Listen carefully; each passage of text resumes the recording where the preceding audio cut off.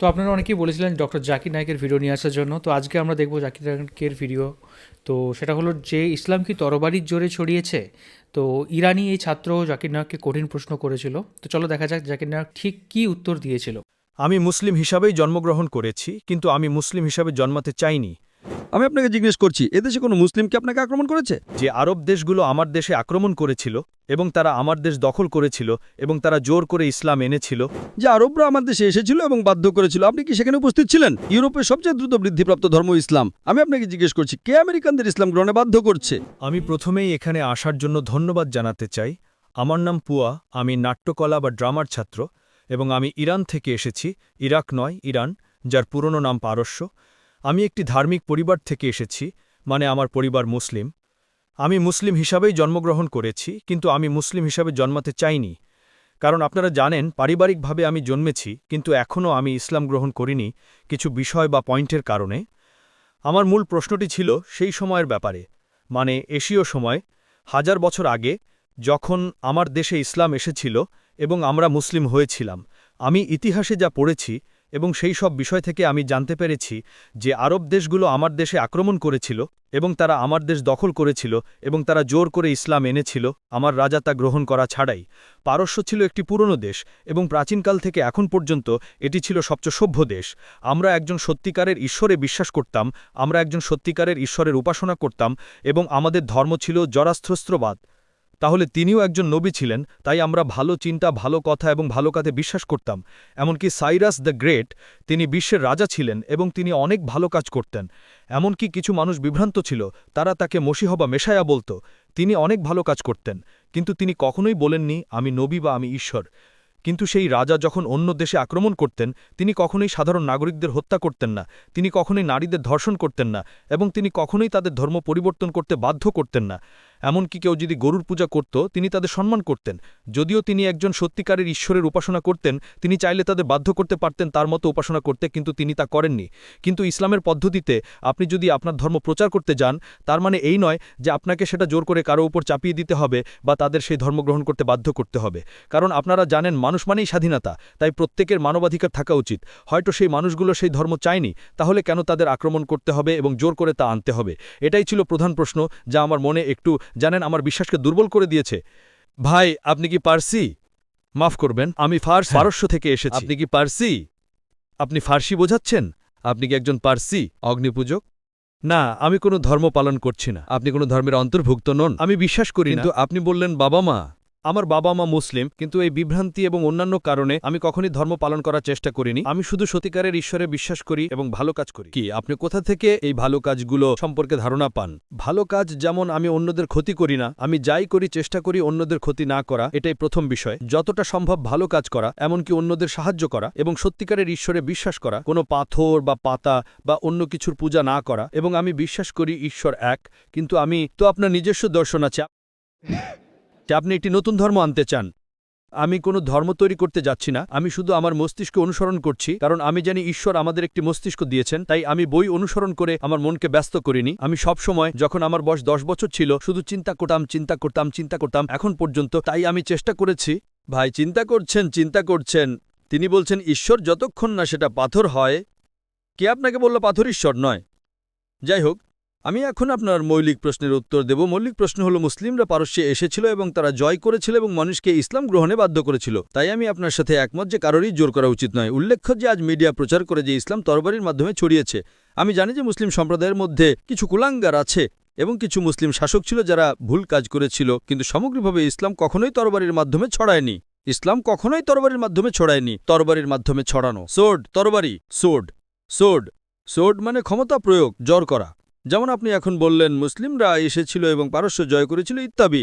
আপনি দেখুন, সব জায়গায় যুদ্ধ হচ্ছে, কিন্তু ইসলামের সূরা বাকারা 2 নম্বর আয়াতে 256 নম্বর উল্লেখ করা আছে, দিনের ব্যাপারে কোনো জবরদস্তি নেই। সত্যপথ ভ্রান্তপথ থেকে স্পষ্টভাবে আলাদা হয়েছে। আজকে যদি বিশ্লেষণ করি যে আমরা মুসলিমরা 1400 বছরের বেশি সময় ধরে আরব দেশগুলোর প্রভুর দায়িত্বে ছিলাম। বিগত 1400 বছর ধরে মুসলিমরা আরব দেশগুলোর শাসক ছিল। কিছু বছরের জন্য ব্রিটিশরা এসেছিল, কিছু বছরের জন্য ফরাসিরা এসেছিল, কিন্তু সামগ্রিকভাবে মুসলিমরাই আরব ভূমির শাসক ছিল। তবুও আজ সেখানে 90 লক্ষেরও বেশি খ্রিস্টান আছে যারা কপটিক খ্রিস্টান। তার মানে তারা বংশ পরম্পরায় খ্রিস্টান। মুসলিমরা যদি চাইতো তারা আরব ভূমির সবাইকে তরবারির ডগায় ইসলাম গ্রহণে বাধ্য করতে পারত। এই ৯০ লক্ষের বেশি কপটিক খ্রিস্টান সাক্ষ্য দিচ্ছে যে ইসলাম তরবারির মাধ্যমে ছড়ায়নি। আমরা মুসলিমরা ১০০০ বছরের বেশি সময় ধরে ভারত শাসন করেছি। আমরা ১০০০ বছরেরও বেশি সময় ধরে ভারত শাসন করেছি। আমরা যদি চাইতাম আমরা প্রত্যেক অমুসলিম ভারতীয়কে তরবারির ডগায় ইসলাম গ্রহণে বাধ্য করতে পারতাম। আজ ভারতের ৮০% বেশি মানুষ অমুসলিম। এই ৮০%-রও বেশি অমুসলিম ভারতীয়রা সাক্ষ্য দিচ্ছে যে ইসলাম তরবারির মাধ্যমে ছড়ায়নি। কোন মুসলিম সেনাবাহিনী ইন্দোনেশিয়ায় গিয়েছিল? ইন্দোনেশিয়ায় আজ বিশ্বের যে কোনো দেশের চেয়ে সবচেয়ে বেশি সংখ্যক মুসলিম আছে, ২০ কোটিরও বেশি মুসলিম। মালয়েশিয়ার ৫৫%-এরও বেশি নাগরিক মুসলিম। আমি আপনাকে জিজ্ঞেস করছি, কোন মুসলিম সেনাবাহিনী মালয়েশিয়া গেছিল? আপনার দেশে কোন মুসলিম সেনাবাহিনী গিয়েছিল? কোন মুসলিম সেনাবাহিনী পূর্ব আফ্রিকায় গিয়েছিল? এটা ছিল ব্যবসা, এটা ছিল ব্যবসায়ীরা। যখন তারা এখানে এসেছিল মানুষই ধর্ম গ্রহণ করেছিল। এটা মিডিয়ার প্রচার যা বলে ইসলাম তরবারির মাধ্যমে ছড়িয়েছে। হ্যাঁ, কিছু লোক ছিল, মুসলিম সম্প্রদায়ের কিছু কুলাঙ্গার ছিল। ভাই, আপনি প্রশ্ন করেছেন, আপনি কি শুনছেন নাকি হাত তুলছেন? অবশ্যই। আপনি প্রশ্ন করেছেন, আপনি প্রেক্ষাপট দিয়েছেন, আমি তা শুনেছি, আর এখন আপনি হাত তুলতে চান। আমি আমার উত্তর শেষ করিনি। ঠিক আছে, অবশ্যই চালিয়ে যান। যদি আপনি প্রশ্ন করেন তাহলে আপনাকে চিন্তা করতে হবে, কারণ যদি আপনি অন্য কিছু ভাবেন আমি একজন ডাক্তার, তার মানে আপনি আমার কথা শুনছেন না। আমি যদি আপনাকে পুনরাবৃত্তি করতে বলি 25% পুনরাবৃত্তি করতে পারবেন না। তাই যখন শুনবেন মনোযোগ দেওয়া উচিত। আমি একজন ডাক্তার, আমি মনোবিজ্ঞানও পড়েছি।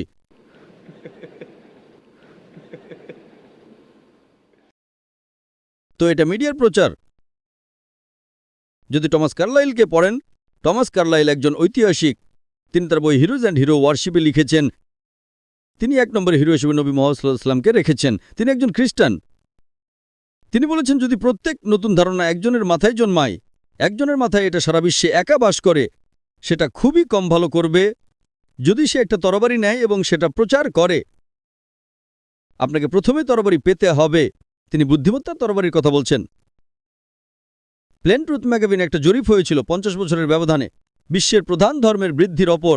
একটা জরিপ ৫০ বছরের ব্যবধানে ১৯৩৪ থেকে ১৯৮৪ সাল পর্যন্ত ৫০ বছরের ব্যবধানে প্রধান ধর্মের বৃদ্ধি। এটা রিডার্স ডাইজেস্ট অ্যালমানাক এয়ারবুক ১৯৮৪-তে এসেছিল। নাম্বার ১, ধর্মের সবচেয়ে বেশি বৃদ্ধি ইসলামে ২৩৫%, খ্রিস্টান ধর্মে মাত্র ৪৭%। আমি আপনাকে জিজ্ঞেস করছি ১৯৩৪ থেকে ১৯৮৪ সালের মধ্যে কোন যুদ্ধ হয়েছিল যা অমুসলিমদেরকে ইসলাম গ্রহণে বাধ্য করেছিল? কোন যুদ্ধ ছিল? আজকে অতীত বাদ দেন, আজ আমেরিকায় সবচেয়ে দ্রুত বৃদ্ধিপ্রাপ্ত ধর্ম ইসলাম, ইউরোপে সবচেয়ে দ্রুত বৃদ্ধিপ্রাপ্ত ধর্ম ইসলাম। আমি আপনাকে জিজ্ঞেস করছি, কে আমেরিকানদের ইসলাম গ্রহণে বাধ্য করছে? কে ইউরোপিয়ানদের ইসলাম গ্রহণে বাধ্য করছে? আপনি তখন জন্মগ্রহণ করেননি। আপনি কি অতীতে উপস্থিত ছিলেন যে আরবরা আমার দেশে এসেছিল এবং বাধ্য করেছিল? আপনি কি সেখানে উপস্থিত ছিলেন? এটা হিস্ট্রির অনেক কিছু মিথ্যা। তো সেটাই ঠিক আছে।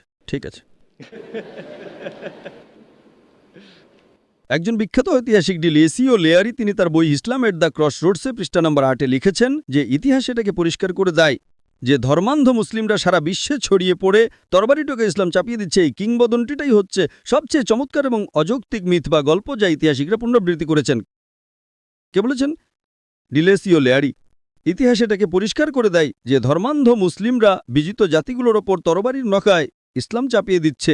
এই কিংবদন্তিটাই হচ্ছে সবচেয়ে চমৎকার এবং অযৌক্তিক মিথ যা ইতিহাসিকরা পুনরাবৃত্তি করেছেন। এটা আজ শুধু মিডিয়াতে মুসলিম তেন্তাবাজ। আমি আপনাকে জিজ্ঞেস করছি, এদেশে কোনো মুসলিম কি আপনাকে আক্রমণ করেছে? না, কখনোই না। কিন্তু মিডিয়া বলে মুসলিমরা তেন্তাবাজ। হ্যাঁ, মিডিয়া তো শুধু বাজে কথাই বলে। একইভাবে আপনার ইতিহাসও বাজে কথা। যখন মিডিয়া বাজে কথা বলে তখন ইতিহাসও বাজে কথা হতে পারে, কিছু সঠিক কিছু ভুল। এ কারণেই আপনি যদি উত্তরটি শুনে থাকেন, আমি আমার উত্তরটি ডক্টর অ্যাডাম পিয়ারসনের একটি উদ্ধৃতি দিয়ে শেষ করতে চাই। ডক্টর অ্যাডাম পিয়ারসন বলেছেন যে যারা চিন্তা করে যে একদিন পারমাণবিক অস্ত্র আরবদের হাতে পড়বে, তারা বুঝতে ব্যর্থ হয় যে ইসলামিক বোমা ইতিমধ্যেই ফেলা হয়েছে, শান্তির বোমা। এটি সেই দিন পড়েছিল যেদিন নবী মুহাম্মদ সাল্লাল্লাহু আলাইহি ওয়াসাল্লাম জন্মগ্রহণ করেছিলেন। উত্তরের জন্য আপনাকে ধন্যবাদ ডাক্তার, কিন্তু পয়েন্ট হলো আমি সঠিক উত্তর পাইনি, কারণ সেটা মিডিয়া নয়, সেটা ইতিহাস। এবং ইতিহাস এমন কিছু নয় যা ভুলভাবে লেখা যেতে পারে, কারণ যদি এটা ভুলভাবে লেখা হয় তবে তা পরিবর্তন করা যেতে পারে, কিন্তু সারা বিশ্বে ওটাই ছিল সত্য ইতিহাস এবং এটা লেখা আছে আপনি কি ডিলেসি ওলিয়ারির উদ্ধৃতিটি শুনেছেন? আপনি কি এটা পুনরাবৃত্তি করতে পারবেন? কি পুনরাবৃত্তি করব? ডিলেসি ওলিয়ারির উদ্ধৃতি পুনরাবৃত্তি করুন। আমি এটা দুবার বলেছি, একবার নয় দুবার। আমার উত্তরের বেশিরভাগ একবার ছিল, এটা আমি দুবার বলেছি। এখন পুনরাবৃত্তি করুন বারবার, 50%। তো ওই শব্দটা পুনরাবৃত্তি করার পয়েন্ট কি? আমি জানতে চাই এটা আপনার মাথায় ঢুকেছে কিনা। না, কারণ আমার মাথায় যা আছে তা হলো ইতিহাস প্রথম বিষয়। আমি আপনাকে জিজ্ঞেস করছি, আপনি কি সেই বিবৃতিটি পুনরাবৃত্তি করতে পারবেন যে উত্তর আমি আগে এখানে দিয়েছিলাম? যদি আপনি পুনরাবৃত্তি করতে না পারেন, তার মানে আমার উত্তর পুনরাবৃত্তি না, করা আমি অর্থহীন। আপনার কথা শুনছি। আপনি বলছেন পুনরাবৃত্তি করতে, সেটা হলো আপনি আমার কথা শুনছেন না, আপনি অন্য কিছু ভাবছেন। আপনি কি পুনরাবৃত্তি করতে পারবেন? না, আমি পারবো না। আপনি কি ডিলেসি ওলিয়ারি, একজন বিখ্যাত ইতিহাসবিদের বিবৃতি পুনরাবৃত্তি করতে পারবেন? আমি এটা তৃতীয়বারের মতো বলছি, শুনুন। এটা শুনুন এবং লাইনের পেছনে যান। ডিলেসি ওলিয়ারি বলেছেন যে ইতিহাস এটি পরিষ্কার করে যে ধর্মান্ধ মুসলিমরা বিজিত জাতিগুলোর উপর তরবারির ডগায় জোর করে ইসলাম চাপাচ্ছে। এই কিংবদন্তিটি হল সবচেয়ে চমৎকার এবং অযৌক্তিক মিথ যা ইতিহাসবিদরা কখনো পুনরাবৃত্তি করেছেন। ওলিয়ারি বলছেন ইতিহাস মিথ্যা বলে আসছে, আর আপনি বলছেন ইতিহাস। আমি ইতিহাসে বিশ্বাস করি। ডিলেসি ওলিয়ারি বলছেন ইতিহাস যা বলে যে মুসলিমরা তরবারির ডগায় ইসলাম চাপাচ্ছে তা হল সবচেয়ে চমৎকার মিথ যা ইতিহাসবিদরা পুনরাবৃত্তি করেছেন। তাই আপনি মিথ বা কল্পকাহিনী দ্বারা প্রভাবিত হয়েছেন। তাই এখন ভাবুন এটা একটা মিথ এবং এটা ভুলে যান আর সত্য বিশ্বাস করেন। সত্য হলো আপনি কোরআন পড়ুন এবং ইনশাআল্লাহ আমি চাই আপনি ইসলামে ফিরে আসুন। আপনার এখানে উনি বললেন যে কিভাবে যে এই পুরো জিনিসটা একটা মিথ। আর আরেকটা জিনিস সেটা হচ্ছে যে কোনো ধর্মের একটা বিষয় আছে, সেটা হচ্ছে যে যেটা যদি সুন্দর হয়, সেই ধর্মের সুন্দর কথাগুলো যদি ছড়ায়, মানুষ যদি জানতে পারে, তাহলে যেমন ফুলের দিকে যেমন ভ্রমর যেমন ছুটে আসে, তেমনি মানুষও ঠিক ছুটে যাবে। তার জন্য কাউকে জোরপূর্বক লাগবে না, বা কাউকে চোখ রাঙাতে হবে না, বা কাউকে তরবারির ডগাতে তাকে নিয়ে আসতে হবে না। যে কোনো জিনিস, যা ভালো জিনিস, তা মানুষ এমনিতেই গ্রহণ করে। হ্যাঁ, এটা ঠিক যে এটার জন্য এটা নয় যে খারাপ জিনিস মানুষ তাড়াতাড়ি গ্রহণ করে, যেমন মানুষ নেশাদ্রব্য বা যে কোনো জিনিস মানুষ তাড়াতাড়ি গ্রহণ করে।